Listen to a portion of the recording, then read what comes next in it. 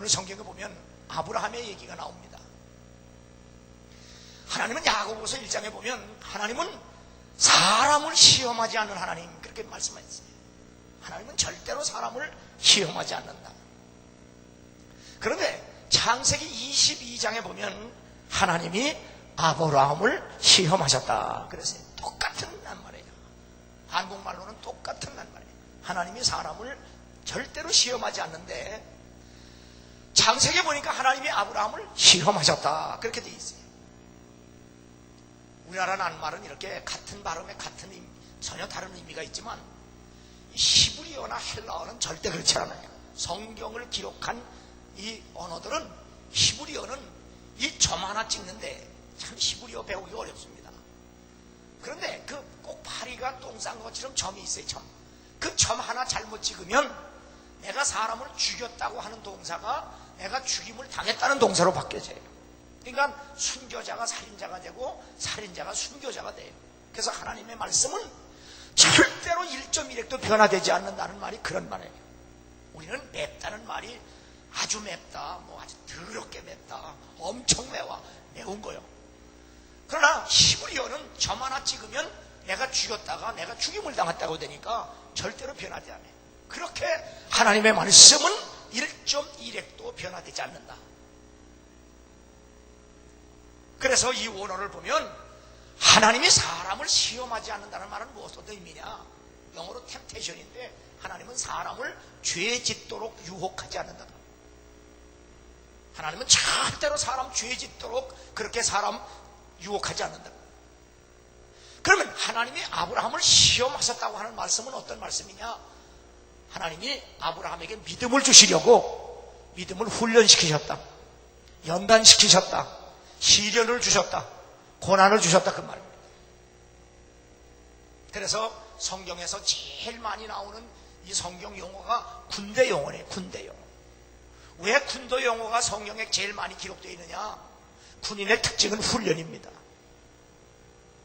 훈련되지 않은 군인은 군인이 될 수가 없어요. 오합지졸에 불과해요. 그래서 예수님의 제자가 된다는 영어의 disciple, discipline, 훈련이라고 하는 말과 제자라고 하는 말이 같은 낱말에서 파생이 돼요. 다시 말하면 예수님의 제자가 되려면 반드시 훈련돼야 되는데 훈련되지 아니하면 예수님의 제자가 될 수 없다 그런 얘기예요. 마찬가지로 하나님의 자녀가 되려면 하나님에 의해서 훈련되고 다듬어지고 시험되지 아니하면 결국 하나님의 자녀가 될 수 없다는 사실을 성경은 얘기해요. 여러분과 내가 믿는 기독교가 다른 종교와 다른 것이 뭐냐? 근본부터 다릅니다. 오바마 대통령이 대통령 되고 나서 조찬 유대에 나가서 모든 종교는 다 달라도 교리가 다르고 믿는 방법이 달라도 선을 추구하는 건 똑같다. 그러니 우리 종교에 관계없이 우리 단합해서 공동 목적을 향하여 나가자 그렇게 얘기했는데 이건 사입입니다. 기독교가 다른 종교와 다른 것은 근본보다 다르다는 게 뭐냐? 모든 종교는 다 내가 절대자, 내가 선을, 내가 하나님을, 내가 천국을 내가 노력하고 내가 애써서 찾아가는 겁니다. 그런데 기독교의 기본 진리는 인간은 그 어떤 행위로도 하나님을 찾아갈 수도 없고 변화될 수도 없고 도 닦을 수도 없고 온전해질 수도 없습니다. 기독교의 기본 교리는 하나님이 찾아오셔서 우리로 하여금 알게 하시고 하나님이 찾아오셔서 우리로 하여금 믿게 하시고 하나님이 오셔서 우리를 변화시키셔야 우리가 구원도 되고 변화도 되고 하나님의 백성이 될 수 있다는 사실입니다. 절대로 도 닦아서 도사가 될 수가 없습니다. 그러므로 기독교는 도 닦는 종교가 아니라 오직 하나님의 은혜로 말미암아 그래서 오직 믿음으로 오직 은혜로 오직 말씀으로 이것이 바로 교회의 신앙의 기본적인 교리입니다. 오늘 하나님께서 아브라함을 시험하셨다고 하는 건 뭐냐? 그의 믿음을 훈련시키셨다 그 말이에요. 창세기 12장 1절에 보면 하나님이 아브라함을 부르셨습니다. 하나님이 아브라함에게 오셔서 아브라함을 부르신 거예요. 아브라함아, 아브라함아. 그래서 요한복음 6장에 보면 아무라도 하나님께서 부르시고 이끌지 아니하시면 주께로 올 자가 아무도 없다. 그래서 우리가 예수 믿는 것을 깊이 깨닫고 보면 이게 하나님의 은혜다 깨닫게 되는 거예요. 왜? 많은 사람 중에 내가 예수를 믿을 수 있다고 하는 것, 이것이 내 행위에서 난 것이 아니요 오직 하나님의 은혜이기 때문에 우리가 인간이 받을 수 있는 축복 중에 가장 큰 축복을 믿음의 복을 받는 거예요. 그래서 사람들이 전도할 때 예수 믿으면 복 받아요, 그 말은 정확하게 틀립니다. 예수 믿을 수 있는 것 자체가 축복이에요. 이보다 더 큰 복이 없어요. 그래서 예수를 구주로 믿고 구원의 확신과 구원의 체험을 한 사람들은 하나님께서 나로 하여금 믿음 주셔서 예수 믿게 하신 것에 대해서 얼마나 감사한지 설명할 길이 없어서, 설명한다고 할지라도 하늘을 두루마리 삼아 쓸 수도 없고 바다를 먹물 삼아도 다 쓸 수 없다. 내가 예수를 믿고 하나님의 자녀가 되었다고 하는 이 놀라운 사랑, 이 놀라운 은혜, 어떻게 표현할 길도 없고 설명할 길도 없다. 그래서 나는 그 구원의 은혜를 항상 감사하고 항상 기뻐하고, 그래서 항상 하나님을 찬양하는 것밖에 없다. 하나님께서 아브라함에게 찾아오셔서 아브라함아, 너는 본토 친척 아비집을 떠나 내가 지시하는 곳으로 가라. 이것이 하나님이 최초로 아브라함에게 믿음을 주시기 위한 은혜입니다. 이 성경 말씀을 자세히 보면 아브라함아, 너는 지금 살고 있는 곳으로부터 떠나서 내가 지시하는 곳으로 가라. 그런데 성경을 아무리 봐도 떠나라고 하는 것은 분명한데 하나님께서 가라고 지시한 곳이 성경에는 기록되어 있지 않습니다. 자, 아브라함이 하나님을 믿을 때 그때는 성경도 없었어요. 또 믿음을 가르쳐주는 선지자도 없었어요. 아무도 아브라함에게 하나님을 알려주고 믿음을 가르쳐주는 사람이 없어요. 그래서 하나님이 직접 아브라함을 부르셨어요. 그렇다고 하면 오늘 우리가 신앙생활을 하는 때는 성경도 있죠, 목사도 있죠, 교회도 있죠, 먼저 믿는 사람도 있죠. 그래서 히브리서 기자는 우리가 믿는 믿음의 삶에는 수많은 증인들이 있다. 다시 말하면 운동 경기장에서 내가 운동하는 사람이라면 그 스탠드에 얼마나 많은 사람들이 있느냐. 우리가 그런 가운데서 예수를 믿고 신앙생활하니 뭐 어려울 것 있느냐. 그러니까 우리는 믿으려고만 한다면 교회도 있죠, 목사도 있죠, 성경도 있죠. 그런 은혜의 시대에 살기 때문에 우리는 아브라함보다 더 잘 믿을 수 있다 이거 말이에요. 그런데 하나님께서 아브라함에게 본토 친척 아비집을 떠나 내가 지시하는 곳으로 가라고 할 때 떠나는 것은 분명한데 가라고 한 곳이 없어요. 그래서 세상 사람들은 오늘도 걷는다마는 정처 없는 발걸음이고, 최준이라고 하는 서울 법대를 나온 가수는 인생은 어디로부터 와서 어디로 가는지 모르고 그냥 나그네같이 구름같이 그렇게 떠돌다 간다, 그렇게 얘기해요. 아니거든요. 그러면 왜 하나님께서 아브라함에게 떠나라고 하는 것은 분명한데 가라고 하는 것은 말씀하지 않느냐. 여기에 아브라함의 믿음이 필요한 겁니다. 하나님이 나와 함께 하신다, 하나님께서 나를 인도하신다, 하나님께서 나로 하여금 그분의 은혜로, 그분의 인도로, 그분의 사랑으로 나를 하나님이 원하는 곳으로 데려갈 것이다. 이게 믿음입니다.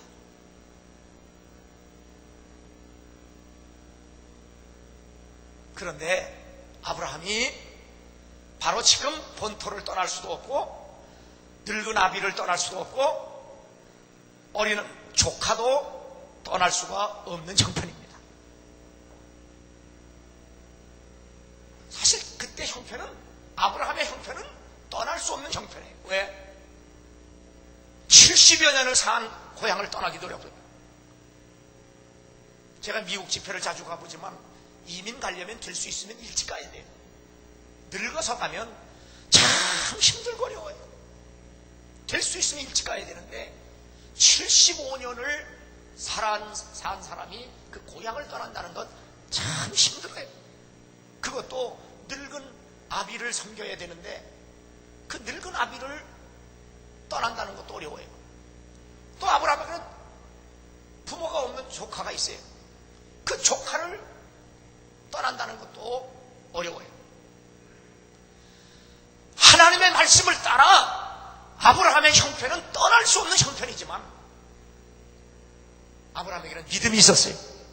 그래서 아브라함은 여호와의 말씀을 쫓아갔답니다. 이것을 성경은 뭐라고 얘기하느냐? 바랄 수 없는 중에 바라고 믿었다는 거예요.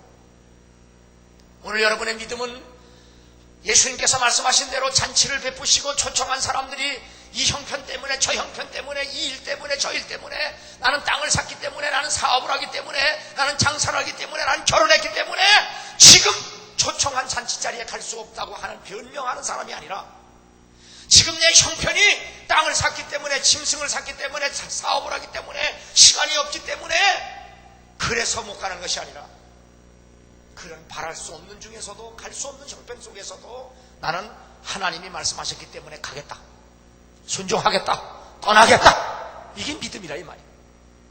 약속을 따라 순종하는 것, 하나님 말씀을 따라 순종하는 것, 이것이 믿음이다 그 말입니다. 그래서 아브라함은 여호와의 말씀을 쫓아서 순종했을 때 하나님이 아브라함을 인도하신 겁니다. 바로 이 믿음이 오늘 우리에게도 필요한 겁니다. 이 눈에 아무것도 보이지 않고 이 손에 잡히는 거 없을지라도 하나님이 말씀하셨기 때문에 나는 말씀에 의지하여 순종한다. 그리하면 그 말씀이 나를 이끌어가는 겁니다. 이게 오직 믿음으로 사는 겁니다.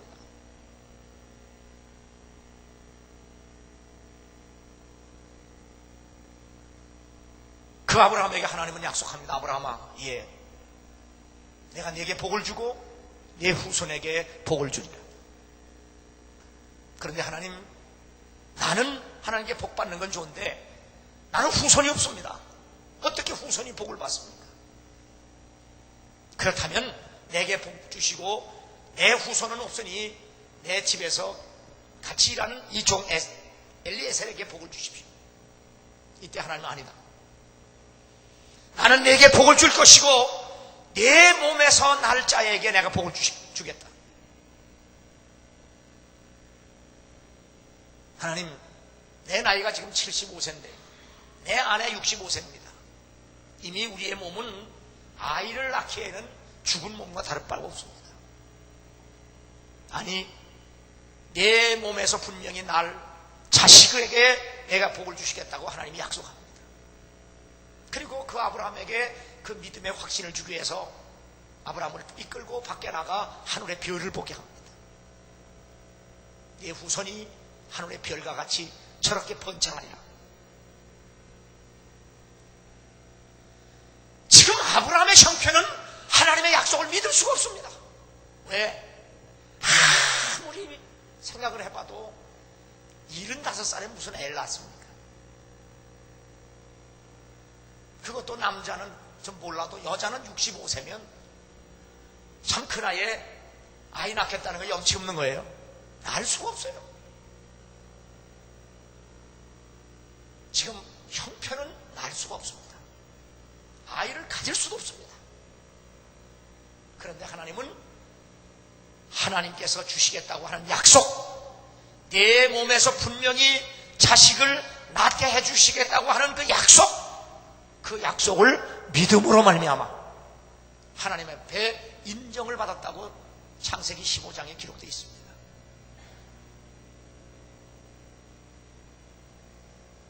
다시 말하면 아브라함은 두 번째 믿음, 본토 친척 아비 집을 떠날 때도 바랄 수 없는 중에 바라고 믿은 것처럼 하나님께서 75세의 아브라함에게 약속의 자녀를 주시겠다고 하는 약속의 말씀, 그 말씀도 바랄 수 없는 중에 바라고 믿은 겁니다.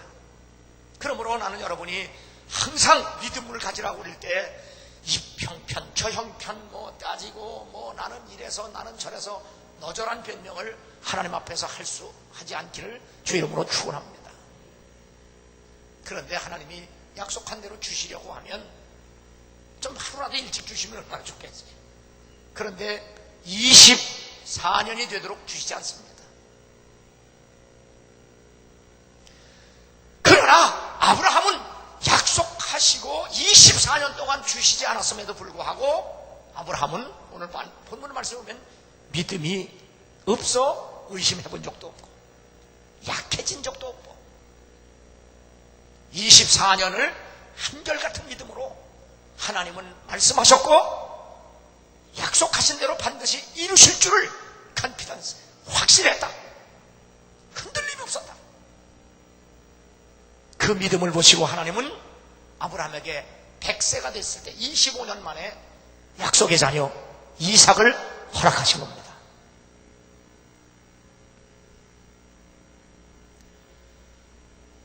(25년을) 바랄 수 없는 중에도 바라고 믿은 이 하나님 아브라함의 믿음, 하나님은 그 믿음을 인정하시고 그 아브라함의 믿음이 얼마나 좋은지 하나님은 그 아브라함을 벗이다 친구라고 할 만큼 아브라함의 믿음을 인정하셨다는 사실입니다. 아브라함은 믿음의 사람입니다. 그런데 하나님이 그 아브라함의 믿음을 더 온전하게 하시려고 그 믿음을 시험하셨다. 연단하셨다. 시련 주셨다. 고난에 빠지게 하셨다. 그 시련과 고난이 뭐냐? 바로 100세에 얻어서 그렇게 기뻐하고 좋아했던 그 이삭을 번제로 모리아 세단에 바치라는 겁니다. 여러분 혹시 자녀가 10명 중에 10손가락 깨물어서 안 아픈 손가락 없다고 하는데 10자녀 부모가 사랑 안 하는 자녀가 어디 있겠느냐? 그런데요, 부모도 사랑하는 자녀가 있습니다. 성경에도 보면 야곱의 12아들 중에 야곱은 요셉을 사랑했어요. 왜냐? 요셉이 제일 믿음이 좋기 때문에 부모도 요셉을 더 사랑했어요.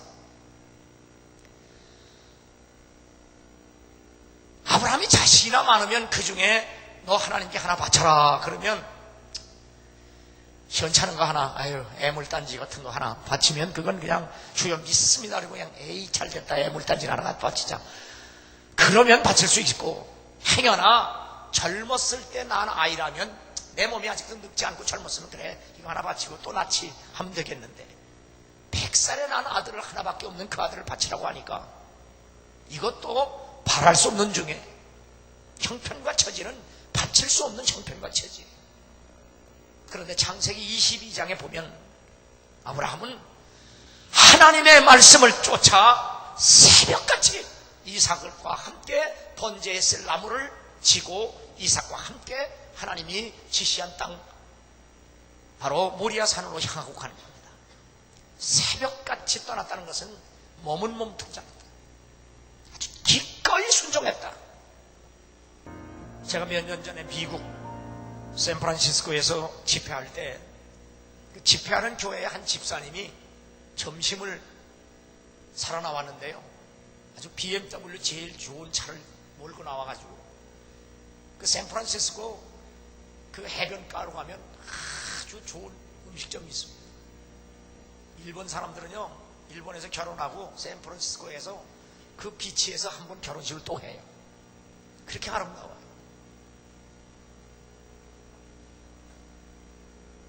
그 아름다운 그 식당에서 저 식사 대접을 하면서 목사님, 한국 교회는 이런 일들이 흔하겠지만 미국 교회는 흔하지 않습니다. 내가 지금 하나님의 은혜로 목사님께 식사도 대접할 수 있고 이렇게 하는데 제가 간증을 할 텐데 목사님 꼭 집회 다닐 때 한국 교회에서는 하지 말고요, 그런 일 많으니까 미국 교포 교회에서는 꼭 제 간증을 해주셔도 괜찮습니다.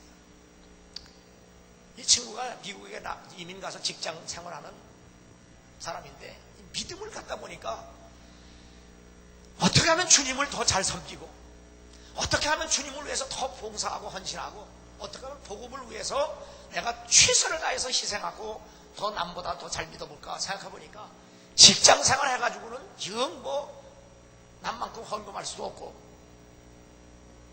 그래서 내가 개인 사업을 해서 자영업을 해서 좀 더 돈을 벌어가지고 집사니까 내가 더 헌신하고 봉사해야 되겠다. 그렇게 하고 기도하는 중에 소위 미국에서 우리나라 말하는 구멍가게 리코스토어, 그 리코스토어는 그냥 이렇게 그 빵하고 그 음료수, 그것도 맥주하고 과자 그런 거 넣고 파는 리코스토어입니다. 자, 이 집사가 그 리코스토어를 팔았어요. 그 사람은 왜 팔았느냐? 장사가 안 되니까 이 사람은 자기가 장사해가지고 돈 벌어서 봉사하려고 한 거예요. 근데 문제는 그 리코스토어라고 하는 가게가 뭐 하는 거냐? 빵만 파는 것이 아니고 과자만 파는 것이 아니라 맥주를 팔아요. 그러니까 이게 갈등이 되는 겁니다. 그래서 교인들한테 물어봅니다. 내가 리코스토어를 인수했는데 이걸 좀 어떻게 했으면 좋겠느냐? 내가 양심에 뭐이 걸리냐? 맥주 파는 게 걸린다. 물론 내가 먹지는 않지만 파는 건 걸린다. 그냥 교인들이 아니야. 그 해야지. 그건 뭐 내가 안 먹으면 되지. 파는 거에 가서 들어가 있는 거야. 교인들은 다 하라는 겁니다. 실제로 몇 년 전에 제가 더 미국의 아틀란타에서 집회할 때 그 LA에서는 흑인 폭동이 일어났었죠. 그때 흑인 폭동으로 한인들이 상가가 다 두드려 맞았습니다. 그게 다 리코스토어예요. 근데 공교롭게도 그 리코스토어의 주인들이 다 교회 장로들입니다. 자, 이 친구가 그게 걸리는 거예요. 그러니까 교인들 물어보니까, 아니 그 리코스토어에서 맥주 안 팔면 뭘 파느냐? 또 더군다나 그 사람이 안 돼서 파는데 네가 인수해서 그나마 맥주 안 팔면 무엇이 남겠느냐? 교인들은 다 하라는 겁니다. 또 하고 있고요, 그렇게. 그래서 목사님한테 찾아간 거예요. 목사님, 제가 리코스토어를 인수했는데 어떻게 하면 이거 지금 제가 장사를 해야 되긴 해야 되는데 이 술 파는 문제가 내가 좀 마음에 걸리는데 교인들 보고 물어보니까 다 그냥 하라고 하는데 목사님 생각은 어떻습니까? 그랬더니 목사님이 이런 지하에 맥주를 팔지 마라. 빵만 팔아라. 그래서 목사님 말씀대로 빵만 팔기로 했는데 술까지 팔아도 안 되던 가게가 빵만 파니까 더 안 되죠. 그래서 한 달 가도 손해보고, 두 달 가도 손해보고, 세 달 가도 손해봐서, 아, 내가 괜히 했나? 직장인은 되니까. 그렇잖아요. 걱정이 되니까. 하나님께 기도합니다. 하나님 아버지, 내가 좀 더 봉사하고 좀 더 헌신하고 좀 더 주를 위해서 희생하기 위해서 이렇게 자영업을 하는데 하나님 석 달 되도록 이렇게 자꾸 안 돼서 이제 망하게 됐습니다.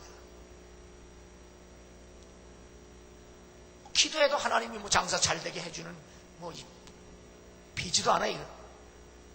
그래서 괜히 했나? 아니야. 아직 그 칼을 뺐으면 이왕 뺀 거 호박이라도 찔러야지. 그리고 계속 한 달, 두 달, 세 달, 네 달, 다섯 달, 여섯 달 계속 손해보면서 하는 겁니다. 그런데 중요한 것은 이 집사님이 하나님께 매달려 기도하는 겁니다. 하나님, 내가 믿음으로 합니다. 그러던 어느 날 아침에 이렇게 그날도 참 안 좋은 마음으로 가게를 나가는데 세상에 그 가게 앞에 사람들이 줄을 섰는데 끝이 안 보여. 하나도 아멘 하는 사람 없네. 궁금하지? 그래서 안 하지? 끝이 안 보여. 그래서 이게 꿈인가 환상인가? 내가 이 가게 때문에 하나님께 기도하다 보니까 지금 꿈꾸나 환상인가? 눈을 비비고 보니까 진짜 사람이 줄 서 있는 거야. 알고 보니까 그 샌프란시스코 근교에 이렇게 개발단지가 생겨서 집을 짓는데 노동자들이 그 일터에 가기 위해서 그 정거장에서 버스를 타고 회사 버스를 타고 출근해야 되는데 하필이면 그 임시 정거장이 이 집사님의 빵집 앞에 생길 게 뭐냐 이 말이에요. 그래도 이해가 안 가? 빵집 앞에 서 있는 게 아니고 빵집 앞에 임시정거장이 생겨가지고 그 사람들이 거기 가기 위해서 버스를 기다리는데 미국 사람들은 집에서 밥을 먹고 나오질 않아요.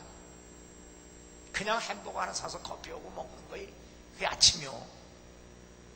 그런데 정거장 앞에 하필이면 빵집이 있으니까 이 사람들이 그 빵집에서 빵을 사 먹게 됐다는 말씀을 안 드릴 수 없는 순간에 놓였다는 견해를 피력하지 아니었었다 이 말이야. 내가 지금 빵집 때문에 정거장이 생긴 게 아니라 정거장이 하필이면 그 집사님 빵집 앞에 생겼다 이 말이야. 그래서 그 당시에 정거장 때문에 밀가루가 달릴 정도로 빵을 팔았다는 거예요. 그때 빵이 평생 먹고도 남을 수 있도록 돈 받았다는 거예요. 그래서 지금 내가 BMW 타다니면서 이렇게 목사님 식사도 대접하고 주를 위해서 봉사할 수 있다 이 말이에요.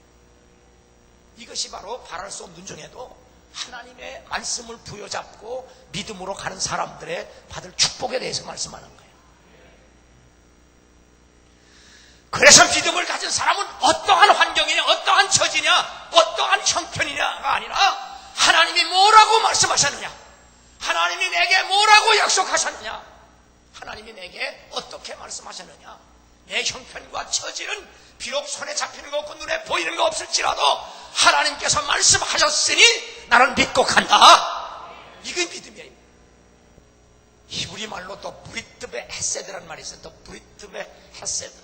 하나님은 약속을 지키면 변함이 없다. 신실하다 그 말이에요. 그래서 지금 오 신실하신 하나님, 이 신실하다고 하는 헤세드라는 말은 변함이 없는 그런 말인데 이 단어는 사람에게 쓰는 용어가 아니에요. 왜? 사람은 신실하지 않아요. 신실하신 분은 오직 하나님 한 분밖에 없어요. 그래서 신실하다는 말은 하나님에게만 쓰는 말인데 성경에 보면 신실하다고 하는 말이 어디에 기록되어 있냐면 믿음과 충성이 신실하다예요. 믿음, faith, 충성, faithfulness. 믿음 안에서 faith가 있어야 fulness한 거예요. 신실한 거예요. 이 충성과 믿음은 원어를 보면 피스티스, 피스토스 같은 말이에요. 그런데 이 믿음과 충성이 내게서 난 것이 아니요 하나님의 은혜예요. 다시 말하면 믿음과 충성은 하나님의 신실하심을 우리에게 선물로 은혜로 거저주신 거예요. 그래서 믿음은 신실해야 돼요. 그래서 아브라함의 믿음이 변함이 없고 흔들리지 않고 약해지지도 않고 의심하지도 않고 오히려 상황이 힘들고 어려우면 어려울수록 하나님은 한 번 약속하면 또 브리트베 헤세드 변함이 없다. 그 하나님의 약속을 믿는 믿음이 전혀 흔들리지 않으니까 하나님이 아브라함의 그 믿음을 인정하셨다. 이것이 오늘 본문의 핵심 내용이에요. 자, 100세의 아들 낳았다. 그냥 낳았다. 뭐 하나님의 은혜다. 그래서 내가 복 받았다. 그 정도로 끝나는 것이 아니라 100살에 알 수 없는 죽은 몸과 같은 곳에서 자식을 얻은 아브라함은 이 사건을 통해서 하나님이 어떤 분이냐? 전능하신 하나님이다. 이걸 안 거예요. 이거 알게 하신 분이 누구예요? 하나님 자신이에요. 그럼 어떻게 전능하시냐? 오늘 성경 말씀에 보니까 죽은 자를 살리시고, 그 죽은 자를 살리신 하나님은 어떻게 경험했느냐? 자기 죽은 몸과 같은 몸에서 산 생명을 낳게 하신 하나님, 그 하나님만이 죽은 자를 살리신 하나님입니다. 그럼 어떻게 그분에게 전능하심이 있으냐? 없는 것을 있게 하시는, 없는 것을 있게 하셨다. 이 없는 것을 있게 하신 건 뭘 통해서 얘기했느냐? 이삭을 낳은 것을 통해서, 낳을 수 없는데 낳게 하시는 이 사건을 통해서 어떤 교리를 알게 됐느냐? 인간에게는, 천하 인간에게는 그 어느 누구에도 의로움이 없다. 그런데 당신의 의로움을 믿는 자에게 주심으로 말미암아 우리에게는 의가 없음에도 불구하고 하나님은 우리를 의롭게 인정하시고 의롭게 부르셨다. 이 기독교의 아주 근본 교리를 아브라함을 통해서 깨닫게 하시고 믿게 하신 거예요. 죽은 자를 살리시는 하나님, 구원의 하나님, 없는 것을 있게 하시는 은혜로운 하나님, 이 두 교리가 기독교의 기본 교리입니다. 그럼 아브라함이 그 믿음을 믿음으로 말미암아 하나님께 인정받은 그 믿음이 우리에게는 어떤 믿음이냐? 우리 죄 때문에 십자가에 죽으시고 우리를 의롭게 하시고 다시 살아나신 그 예수를 믿는 믿음이 바로 아브라함이 약속을 믿는 믿음과 같은 믿음입니다.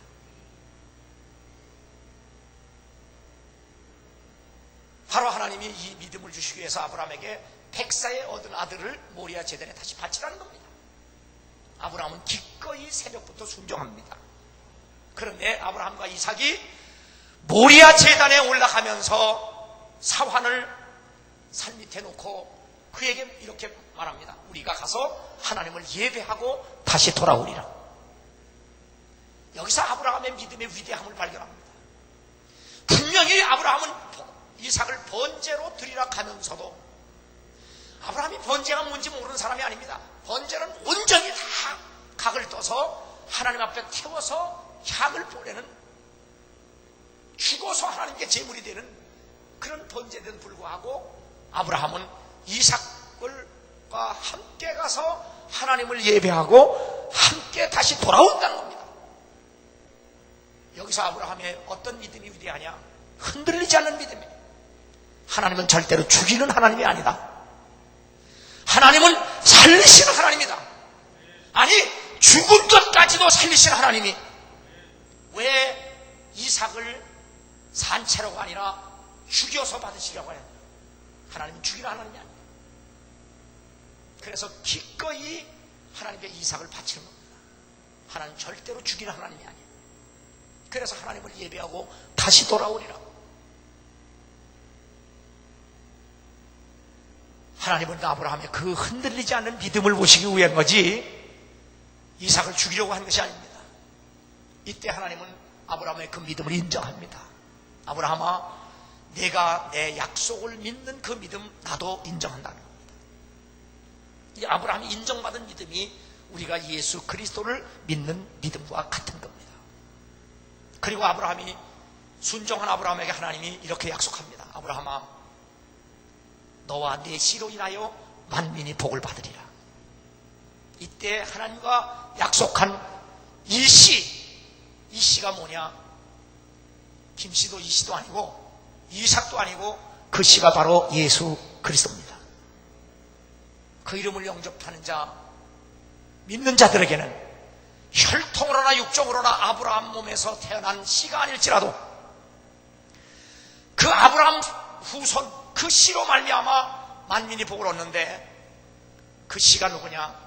마태복음 1장 1절에 아브라함과 다윗의 후손, 곧 예수 그리스도의 제너레이션, 족보다. 다시 말하면 예수님은 아브라함과 다윗의 씨로 이 땅에 오셔서 우리 믿는 자에게 구주가 되셨으니 그를 믿는 자마다, 영접하는 자마다 아브라함의 혈통에서 나지 아니해도 그 씨 예수 그리스도로 말미암아 누구든지 이방인들까지도 유태인까지도 믿는 자마다 하나님의 자녀가 되는 권세를 주셨다는 사실입니다. 그래서 사도 바울은 갈라디아 교인들에게 예수 그리스도를 믿음으로 말미암아 세례를 받은 자는 아브라함의 후손이요 하나님이 아브라함과 같이 약속한 약속대로 하나님의 유업을 얻을 자니라. 하나님은 반드시 너와 내 후손 그 씨로 인하여 만민이 복을 받겠는데 그 약속대로 그 아브라함의 후손 그 씨 예수 그리스도로 말미암아 믿는 자에게 하나님이 약속대로 천국의 구원의 은혜와 복을 주시겠다고 하는 약속. 이 약속은 유태인이나 이방인이나 동일하게 주어지는 하나님의 말씀인 겁니다. 이게 복음입니다. 그래서 오직 믿음으로, 오직 은혜로, 오직 하나님의 약속으로 기독교의 근본 교리가 되는 겁니다. 그러므로 오늘 성경 말씀 칭의에 대한 교리입니다. 칭의, 의롭다고 인정받는 교리입니다. 이것은 바로 우리의 믿음으로, 어떤 믿음? 예수 그리스도를 믿는 믿음으로. 예수 그리스도를 믿는 믿음은 어떤 믿음이냐? 예수가 우리 죄를 대신하여 십자가에 죽고 우리를 의롭다 하시기 위해서 다시 살아나신 그 교리, 그 부활의 능력을 통해서 하나님의 은혜로 우리 편에서는 오직 믿음으로 예수 그리스도를 믿음으로 말미암아 의롭게 되고 의롭게 되어진다는 그 약속, 그것은 믿음으로 말미암아 우리는 하나님의 자녀로 구원받아 살게 되는 겁니다. 바로 이 믿음, 이 은혜가 날마다 여러분 속에 성령으로 말미암아 풍성해져서 구원을 받을 만한 다른 이름을 우리에게 주신 적이 없고, 바로 그 예수 그리스도를 믿게 하신 것도 하나님의 은혜요, 알게 하신 것도 하나님의 은혜요, 믿어서 구원받게 하신 것도 하나님의 은혜입니다. 그러므로 우리도 아브라함처럼 예수 그리스도를 믿는 이 믿음 안에서 우리가 지금 형편과 처지가 믿을 수 없는 형편과 처지임에도 불구하고 우리는 그 형편과 처지를 하나님의 은혜로 믿음으로 뛰어넘어서 그 믿음이 결코 역해지지도 아니하고 전혀 의심하지도 아니하고 날로 견고해지고 하나님께 영광이 되어서 결코 흔들림 없이 확신에 차서 아브라함이 하나님께 인정받았던 것처럼 오늘도 하나님에게 인정받는 여러분의 믿음, 그래서 주님으로부터 내 믿음대로 되라, 내가 믿는 것처럼 되라, 내가 믿는 것만큼 되라, 이 음성과 축복을 받고 돌아가는 여러분 되기를 주의 이름으로 축원합니다.